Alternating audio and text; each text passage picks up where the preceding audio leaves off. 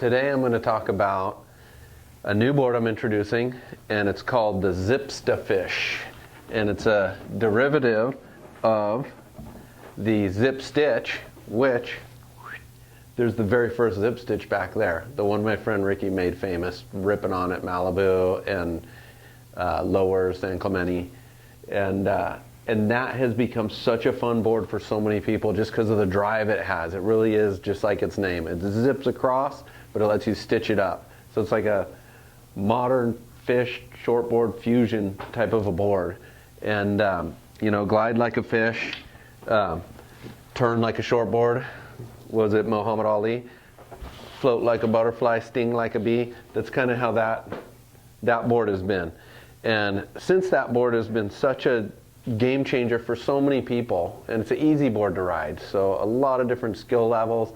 If you're a ripper, you can go crazy on it, throw buckets, super speedy, but just that drive and turnability, glide and responsiveness coupled together has made it just one of our most loved board models, especially with summer coming in. And so this, even more so, is the ZipstaFish. So it's basically like the Zipstitch rocker and bottom, but flattened even a hair more. And then with the outline to go a little bit shorter, about an inch wider in the middle, have a wide point forward for a lot of drive. Wide point, you know, moved forward. Typically shortboards, it's like 2 inches or so back from center. This is moving up towards center. And so that it gives you a lot of forward momentum just even in the outline. And then the fuller width, fuller back here. Then I just put a little wing in here to reduce some of the area for when you lay it over, so it will pull a nice tight arc and reduce some of that tail area, because the tail area is great for lift and glide under the board, but you still want it to be able to get on rail. And so, you know, I just reduce some of the area here, and that frees it up a little more. And then rather than a standard like deep, you know, like 7-inch swallowtail that's typical with a normal fish, I just do shallower back here. That way you can really get your foot, you know, you're not stepping on the crack right here, you're here. And since it's not as deep also, you don't have to put your leash plug like over here or over there, which that can be just kind of annoying because your leash is flopping around, you know, off the corner of the board rather than off the center. So you can get a tail pad that has like the leash plug cut out here, get your foot here, and just, you know, shallower, reduced area. High performance fish style. And then the rocker, like I said, it's flattened, but what's really unique about the flattened of this is it's more of a 2-stage rocker than a 3-stage rocker, where the Zipstitch was entry, flat spot, tail rocker, like a 3-stage rocker. This one actually has low entry, real glidey through here. Doesn't have a lot of curve in here. It's pretty straight through here ahead of your chest.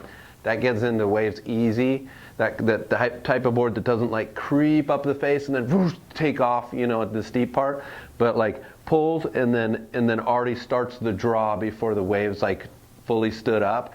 It'll pull that draw before you even get to your feet and be already like running with the pace of the wave, so you can hop up and go. And so finding that balance in the rocker is really important for small waves, because you want to maximize that, you know, catching to get in your feet to take off, to burst to speed at takeoff. You want to balance that so that's really smooth. That like when you have the hiccups or the boards that like kind of lag and then go, that you only have so much wave to work with when it's small. You want to maximize that and get it like on point right from the get-go, right at takeoff. So this 2-stage rocker, I feel, does that with the lower entry here, and then it pulls to about here just ahead of center, and then it has kind of a break in the rocker, and then from here it is actually a run all the way through the tail rocker. And the fulcrum point at center, a lot of times the fulcrum point is level, or all the points are kind of tipped down, it's low with more tail rocker.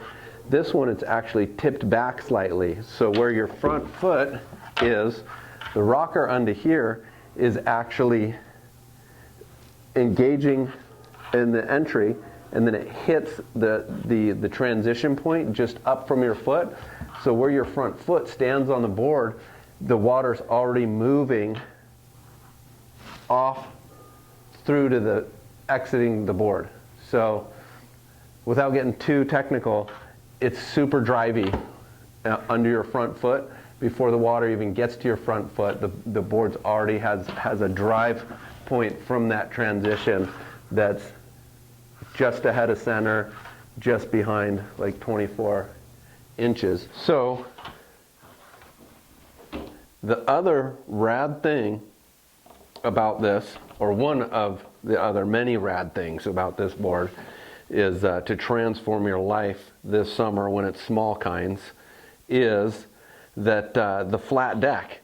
I took some of the volume that would normally be here down the center in the stringer line with a dome, and I plowed some of that dome out and I redistributed the foam. Rather than having a dome like this, I plowed some of that out and pushed the foam more out like this, so you have a flatter spot under your feet. One, that feels good under your feet in small waves, just to have a flatter area under there.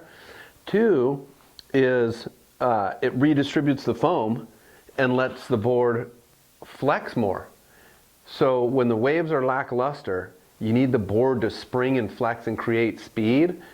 And by having a flatter deck, it's like a more parallel construction shape that lets the board flex this way. That generates speed. When your board's twisting and flexing, it's like a fish moving through the water. That's how they generate speed. That's how board and small waves generate speed. So feels good under the feet, generates more speed, better flex pattern. And then what I do is take that flat spot from about here out to like here, and then I just taper the rail, so you don't have a flat deck with a big old boxy blobby rail. You want that rail to have a little bit of knife and bite, because when it bites into the wave face and splits that wave open, you get responsiveness, speed, responsiveness, real dynamic drive through turns, and keeps that performance aspect up. And through here too, the rail volume, I don't keep it real boxy in this thing, especially back here. A lot of my boards this year, I've been pulling down the volume through the fins, because when you got a board that with a flatter rocker and you're gliding along and able to clear sections, little float smashes, and make it down the line and connect the dots, when you do go to lay it over, a big thick rail back here is going to work against you. So you want the thing to be able to sink and drive through a turn. So I just reduced this volume through the fins here. And in this case, it's thinner back here by your fins than it is even up in the nose. But it works insane. And so and then we also have got a quad. Now, the trend has been a lot of twin fin stuff, and twin fins are great because they let a board run really free.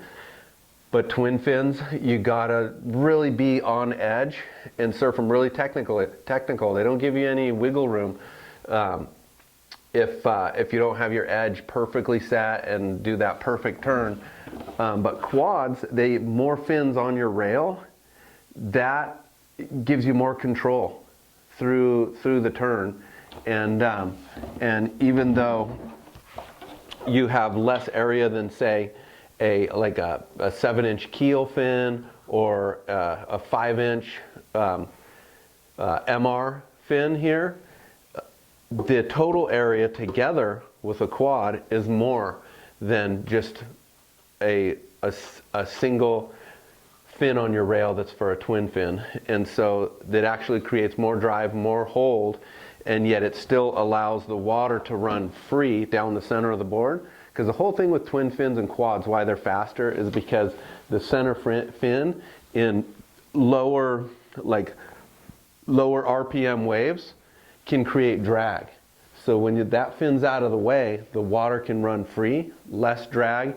You're flying along on a slower wave, and you can actually go ahead of the speed of the wave and then regulate your speed back to the pace of the wave. So quads, twin fins, great for that. And the quad just has more rail hold drive through your turns when you do set it, and when you do set it, you got less volume on the rail back here to knife it so it stays responsive. And you got a shallower swallowtail also, so you can get your foot really back on the tail, as opposed to like a deep, like a 7-inch deep swallowtail of a regular fish can really get your foot back there. And so this is, it's got a little beak on there too. You can order it with the beak or without the beak. So for those of you that are anti-beak, we got you covered. For those of you that love the beak, I'm in your camp personally. But we got the beak. So either way you want to go with that part, that's, you know, kind of the cherry next to the pie, the apple on the cake, not the apple on the cake, the frosting on the cake. It got a little beak there. And so there's the two boards side by side. This you ride a little bit shorter. So for example, the original right here, this is a 5'11", 19 3/4, 2 11/16, 33.5 liters. Then you got the ZipstaFish, which goes an inch wider, inch shorter, so 5'10", 20 3/4, 2 5/8, so it's got some of that dome shaved out of it. But the volume redistributed out. This is also 33.5 liters. So the fuller outline, even though it's shorter, and even though it's thinner in the middle, and this deck is, the stringer line is shaved down, the deck carries that foam fuller out to here.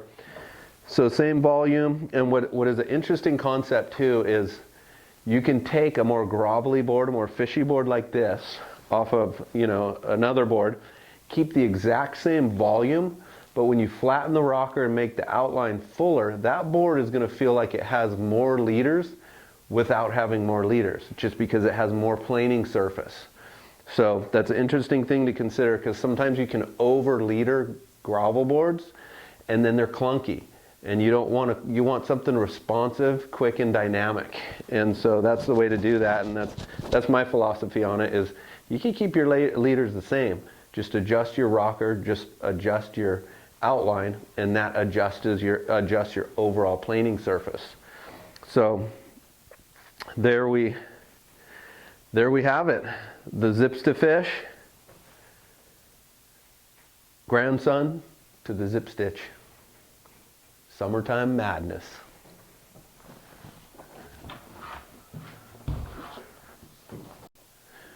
One last thing I forgot, sorry. But so we'll add this on as an addendum at the end. A really important part of this board is the hole contours. So along with the rocker being slightly flatter than the Zipstitch, and it having the 2-stage rocker as opposed to the 3-stage rocker, the concaves also are different.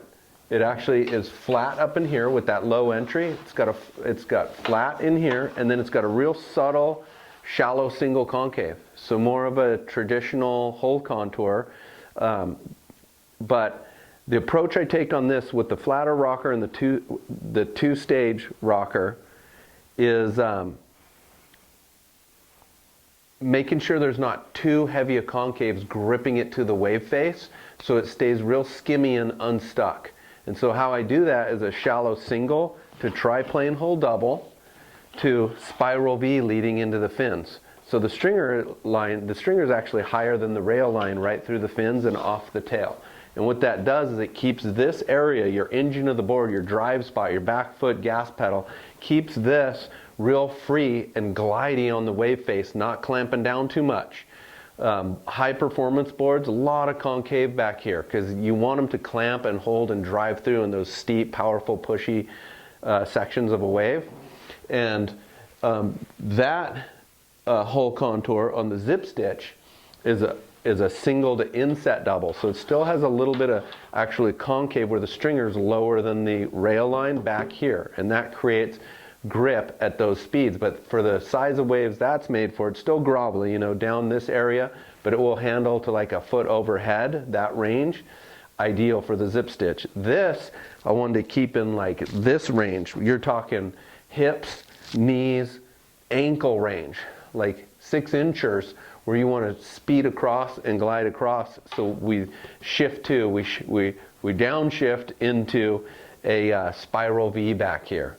And that will allow the board to stay so unstuck and free when it's gliding through sections that you can actually run ahead of the pace of the wave. And that's a rad thing to do, because smaller waves, weaker waves, not as much push, not as much power. So if you can get ahead of the pace of the wave and then, you know, wrap your turn and then match the pace of the wave and then get ahead of the pace of the wave, that's the key, in my opinion, to a great small wave, fishy, grovelly, you know, small wave summertime board.